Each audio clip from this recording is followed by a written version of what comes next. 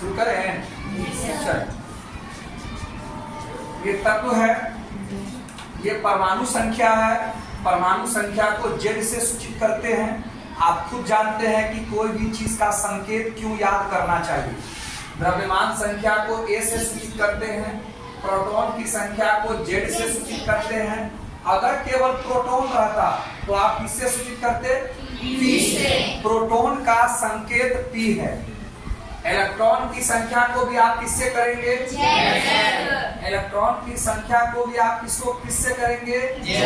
Z से। और neutron की संख्या को न्यूट्रॉन की संख्या को और एन निकालने का जो फॉर्मूला है हमारे पास वो क्या है? ए माइनस जेड। और ये बात आप मान के पढ़िए कि मैं जो भी पढ़ा रहा हूँ आगे के टीचर कहेंगे कि ये गलत है, लेकिन आप उसको गलत नहीं समझिएगा। आपका बेस के लिए आज के लिए ये एकदम सही है, क्योंकि वो जहां से पढ़ाएंगे वो तो आपको इलेक्ट्रॉन की खोज नहीं पढ़ाएंगे ना, वो तो आपको प्रोटॉन की खोज नहीं पढ़ाएंगे, वो तो हमने पढ़ाया है।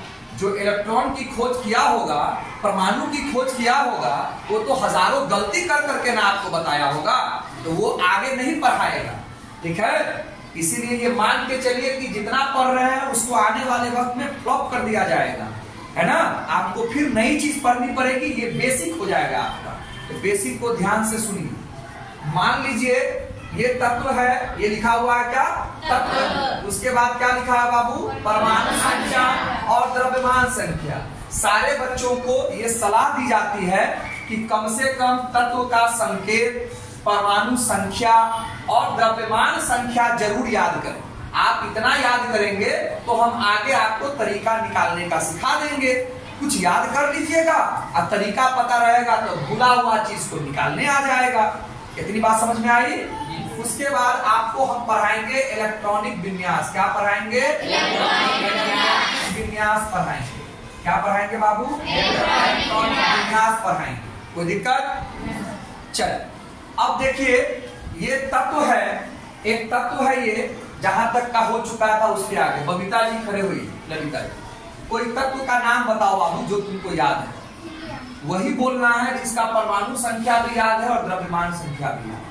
कोशिश करना है, नहीं है तो क्या कर सकते हैं बताइए। हीलियम का संकेत क्या होता है बाबू? परमाणु संख्या 2। इसकी द्रव्यमान संख्या 4 आपको पता है, डबल होता है मोटा मोटी। दशमलव के बाद को अब इंक्लूड नहीं करेंगे, बेसिक का कहानी खत्म। ठीक है, जिस दिन बेसिक सीखना था 4 दशमलव जो भी था आपको याद करना था। अब आप आगे बढ़ गए, छोड़ दिए उसको। ठीक है, बैठिए। अब देखिए ये आपका क्या लिखा हुआ है? परमाणु संख्या 2।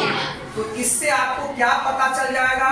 प्रोटॉन की संख्या 2। इससे क्या पता चल जाएगा? इलेक्ट्रॉन की संख्या 2। इससे आपको ये पता चला कि नहीं पता चला? इसी सबको कभी कभी हम कहते हैं अंडरलाइन कर लो, हाईलाइट कर लो, ताकि तुमको पता चले कि इससे ये है। कोई दिक्कत? बढ़े आगे। उसके बाद न्यूट्रॉन की संख्या निकालना है, तो न्यूट्रॉन की संख्या निकालना है तो फॉर्मूला है ए माइनस जेड। ए का मान कितना है खोजिए? 4 है। और जेड का मान कितना है? 2 है। 4 में से 2 गया, कितना हुआ? 2। हटा दिया फिर से। जब जब निकालना है आप इस फॉर्मूला का प्रयोग करें। इतनी बात समझ में आ गई। अब इलेक्ट्रॉनिक विन्यास निकालना है तो बोरब्यूरी साहब जो आए उन्होंने फॉर्मूला दिया 2n² का। 2n² का उन्होंने फॉर्मूला दिया, 2n² का फॉर्मूला दिया। तो 2 देख रहे हैं कि n का मतलब क्या होता है? कक्षाओं की संख्या। तो पहले जो इलेक्ट्रॉन, पहले परमाणु को समझिए। परमाणु में इलेक्ट्रॉन, प्रोटॉन, न्यूट्रॉन है। आखिर वो है कहां पर? परमाणु के नाभिक में। ये परमाणु का क्या है बाबू? नाभिक। इसमें प्रोटॉन और न्यूट्रॉन और इलेक्ट्रॉन कहाँ है? तो उसके चारों ओर कक्षा में चक्कर लगा है। तो आखिर किस कक्षा में कितना इलेक्ट्रॉन चक्कर लगा रहा है इसका तो पता करना पड़ेगा। तो इसके लिए बोरब्यूरी साहब ने 2n² का फॉर्मूला दिया। तो n का मतलब होता है पहला कक्षा, तो हम 1 लिख देंगे। स्क्वायर है तो स्क्वायर कर देंगे, तो 2 गुने 1 का स्क्वायर 1 बराबर 2।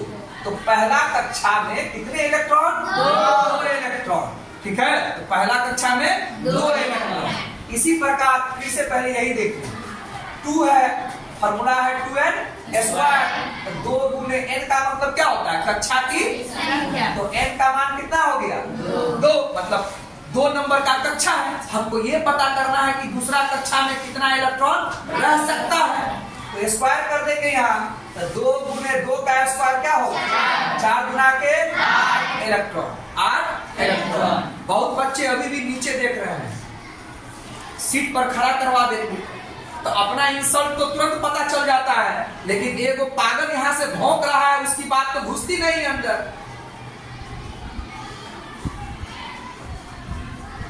रोड पर बैठा के उठा के पटक के लिए आवेंगे, तभी मुतना शुरू कर दोगे, सुबह से लेकर रात तक एक में लगा के रखो। ये है 2n²। ये 2 देख रहे हो? n का मतलब क्या होता है? कक्षा की संख्या। अब हम कक्षा 1 में देख चुके हैं, 2 में देख चुके हैं, अब 3 में देखेंगे। तो 2 गुने 3 का स्क्वायर 9 गुना के 18 इलेक्ट्रॉन। ऐसा फॉर्मूला 2n² का फॉर्मूला बोर-ड्यूरी साहब ने दिया। साथ में उन्होंने ये भी कहा कि देखिए, इसके अलावा उन्होंने कहा कि अंतिम कक्ष में 8 इलेक्ट्रॉन रहना चाहिए ताकि अष्टक पूरा कर सके। अष्टक पूरा करने का मतलब है दुनिया का हर व्यक्ति चाहता है कि हम पढ़ करके, लिख करके या मेहनत कर करके इस लायक हो जाए कि हम अस्थायित्व हो जाए। अस्थायित्व का मतलब इतना धन संपत्ति हो जाए कि बुढ़ापा में ज्यादा हमको काम करना न पड़े।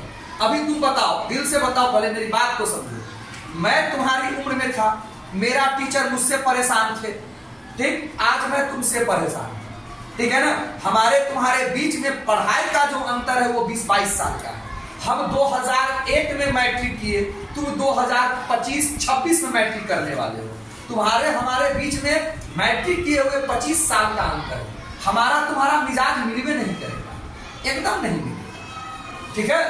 तुम जहां पर हो वहां हम 25 साल पहले हुआ करते थे। तो आज तुम्हारे हित के लिए हम बोल रहे हैं, लेकिन जब तुम 25 साल के बाद आगे बढ़ जाओगे अपनी जिंदगी में, तो तुम्हारे साथ जो छोटे बच्चे उस समय के होंगे वो तुम्हारे दिमाग से चलेंगे नहीं, तुम्हारे हिसाब से वो सोचेंगे नहीं। तो अंतर है कि नहीं? तो उस दिन तुमको लगेगा कि छोड़ो ये दुनियादारी का झंझट, ठीक है? हम इसके चक्कर में रहेंगे तो पागल हो जाएंगे, हम अपने चक्कर में आ जाए। तो अपने चक्कर में आने को कहते हैं अस्थायित्व को प्राप्त कर लेना। अस्थायित्व भारी लग रहा है तो अस्थायी हो जाना, अस्थायी भारी हो रहा है तो परमानेंट हो जाना। तो तुम ही बताओ, प्राइवेट काम परमानेंट है कि सरकारी काम परमानेंट है? तुम पहला से लेकर 10वां तक में सरकारी स्कूल में जाते हो, आज तक कोई टीचर तुम्हारा केयर किया है? ऑफिस में जाते हो तो क्या हम लोगों की तरह ऑफिस लोगों का सजा हुआ है? बोलो नहीं। 1 रुपया का फॉर्म का अभी भी 10 रुपया लेता है, 20 रुपया लेता है, मतलब वो अस्थायी तो है, जैसे तैसे रहता है, उसको कोई फर्क नहीं पड़ता कि तुम क्या बोलते हो नहीं बोलते, कोई फर्क नहीं पड़ता है उसको कोई फर्क पड़ा है? अब समझ में आया अस्थायित्व क्यों प्राप्त किया जाता है? तो हमारे जीवन में, हमारे मनुष्य जीवन में अस्थायित्व कोई भी आदमी मेहनत करके प्राप्त करना चाहता है कि झंझट से हट जाए, क्योंकि तुम आज का जो तुम्हारा शरीर है, आज का जो तुम्हारा शरीर है वो 10 साल 20 साल के बाद नहीं रहेगा। उस दिन तुम भी परेशान रहोगे लोगों से। आई बात समझ में? अभी तुम्हारा शरीर बनने का समय है, बहुत सारी बीमारियों से बचे हुए हो। मम्मी पीछे पीछे दौड़ती है खाने के लिए, तुम भागते हो नहीं खाने के लिए, क्योंकि तुम्हारा शरीर जो अभी बन रहा है, लेकिन एक दिन ऐसा होगा कि तुम नहीं खाओगे तो 100 तुमको बीमारी होना शुरू हो जाएगी। अब अस्थायित्व समझे कि अब भी नहीं समझे? तो ये 2, 8, 18 तो अपनी जगह पर सही है। उसके अलावा बोर-ड्यूरी साहब ने कहा कि हर इलेक्ट्रॉन चाहता है कि हम अस्थायी हो जाए, दुनिया का हर आदमी चाहता है अस्थायी हो जाए, ठीक है? ताकि हमको कोई झंझट न रहे, आराम से बैठल रहे, इतना धन हो जाए। देख तो दिल्ली खटता है, बॉम्बे खटता है, विदेश खटता है। 5 साल खट ले ना, ब्याह होने में अभी टाइम बाकी हो, 9 मन लगी तो 5 साल खट ले, इतना पैसा कमा ले, घर द्वार बना ले, उसके बाद शादी ब्याह हो जातो तो कुपड़ी में दुकान खोल ली है। अब समझ में आया? तो क्यों खट रहा है? अस्थायित्व प्राप्त करने के लिए, है ना? टेंशन से फ्री हो जाने के लिए, ठीक है ना? तो हर इलेक्ट्रॉन चाहता है कि हम अस्थायित्व को प्राप्त कर ले। उसके लिए उसके अंतिम कक्ष में 8 इलेक्ट्रॉन होना चाहिए। कितना इलेक्ट्रॉन होना चाहिए? 8 इलेक्ट्रॉन होना चाहिए। नियम से तो 8 नहीं पूरेगा, इसीलिए नोट में उन्होंने क्या कह दिया, 8 पूरना चाहिए। तो 8 पूरा के लिए कभी कभी उसको त्याग करना पड़ता है इलेक्ट्रॉन का, मतलब फाजिल है तो दे देना पड़ता है, कम है तो ले लेना पड़ता है। तो दे देने को त्याग करते हैं, ले लेने को त्याग। और कभी कभी आप देखते हो कि हमारे समाज में पार्टनरशिप भी हो जाता है, नहीं हो जाता है। सब तुम समाज में देखते हो, उसको केवल पढ़ाई में उतारना है। सब तुम समाज में देखते हो, तुमको फाजिल पैसा है, किसी गरीब की बेटी की शादी है तुम्हारे रिश्तेदार में, दे देते हो, बिना बिना कुछ सोचे समझे दान के रूप में दे देते हो। तो कॉपी कलम किताब कभी किसी को ऐसे ही नहीं दे दिए हो, चिप्स कुरकुरे कभी ऐसे नहीं दे दिए हो, कभी तुम ले भी लेते हो और कभी कभी पार्टनरशिप भी कर लेते हो। अब एगो खरीद के लाया चिप्स, एगो खरीद के लाया कुरकुरे, तनका टोकना में से हमरा चिप्स खिला दे, हमरा में से तू तनका कुरकुरे खा ले। ये क्या हुआ, पार्टनरशिप हुआ कि नहीं हुआ पार्टनरशिप। तो इस तरह से हमारा अस्थायित्व को प्राप्त करने के लिए, लास्ट में 8 प्राप्त करने के लिए ऐसा ऐसा काम करना पड़ता है। ये हो गया, ऐसा ऐसा काम हमको समाज में करना है। तो उसी को आप यहां उठा के लाइए। अब आइए इलेक्ट्रॉनिक विन्यास। तो इसके पास कै गो इलेक्ट्रॉन था, 2 गो इलेक्ट्रॉन था। कक्षा में चक्कर कौन मारता है, इलेक्ट्रॉन, है ना।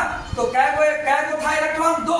तो कक्षा का नाम देंगे हम लोग 1, क्या नाम देंगे, 1 2 3, और अंग्रेजी में KLN, ठीक है।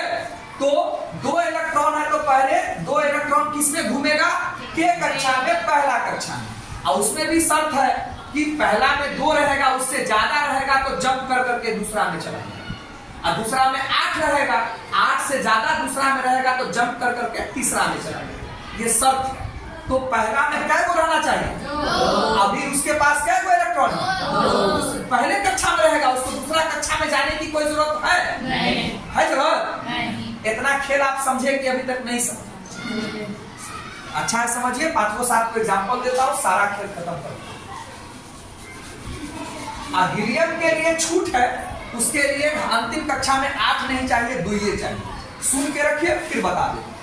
अब आइए, इसी प्रकार का और कुछ बोलना है, बोलिए। मनीषा जी आपके हिस्से में आ रहा है, कोई ऐसा तत्व का नाम याद है परमाणु संख्या के साथ, तो बोलिए। नियोन। नियोन का संकेत क्या होता है बाबू, Ne होता है ना, पक्का। संकेत याद नहीं है वो भी आपका गड़बड़े है। परमाणु संख्या बताइए, 10। द्रव्यमान संख्या याद है क्या, 20.18। 20 रहने दे, इसका मैथ अच्छा है, 20 रहने दे। क्षेत्रमिति आप पढ़ चुके हैं, आप समझ रहे हैं कि 20 होगा कि 21 होगा, राइट। अब देखिए परमाणु संख्या कितना है, 10। तो प्रोटॉन की संख्या कितनी हो जाएगी, प्रोटॉन रहता कहाँ है, इलेक्ट्रॉन की संख्या कितनी होगी, 10 को। ये इलेक्ट्रॉन रहता कहाँ है, कक्षा में, कक्षा में, ठीक है। अब आइए, कक्षा में चक्कर लगाता। अब न्यूट्रॉन निकालिए, तो A के जगह पर आप कितना लिखिएगा, और Z के जगह पर 20 में से 10 गया, 10। समझ में आपको आया। चलिए अब आइए इलेक्ट्रॉनिक विन्यास निकालिए। तो बोर ब्यूरी के अनुसार 10 को जो इलेक्ट्रॉन है, 10 को कहा, यहाँ यहाँ यहाँ यहाँ यहाँ, ध्यान रखिएगा, थोड़ा हम दाया बाया हो जाते। 10 को इलेक्ट्रॉन है, वो तो कक्षा में चक्कर लगाता है। तो कक्षा में चक्कर लगाएगा तो पहला कक्षा में कै गो इलेक्ट्रॉन चक्कर है, तो टोटल 10 को, तो 2 को रह जाएगा, और आगे कै को जंप मारेगा, 8 को जंप मारेगा। तो दूसरा में कै को रहना चाहिए, दूसरा में कै को रहेगा, 8।